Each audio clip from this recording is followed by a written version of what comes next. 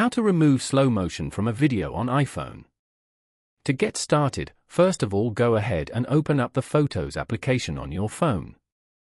Here, you can view all the photos and videos on your phone. Open the video you want to edit from here. Then, tap on the edit icon below. Go to the bottom panel and tap on the video section. From here, adjust the slow motion section start and end points on the timeline. Drag the vertical bars together to remove the slow motion portion, effectively converting it back to regular speed. Once you're done, tap on the play button to get a preview. Finally, tap on Done to save your changes. Following these steps, you can easily remove slow motion from a video on iPhone. Thank you for watching. Please leave a like if this tutorial helped you, or leave a comment below if you have any questions related to the video.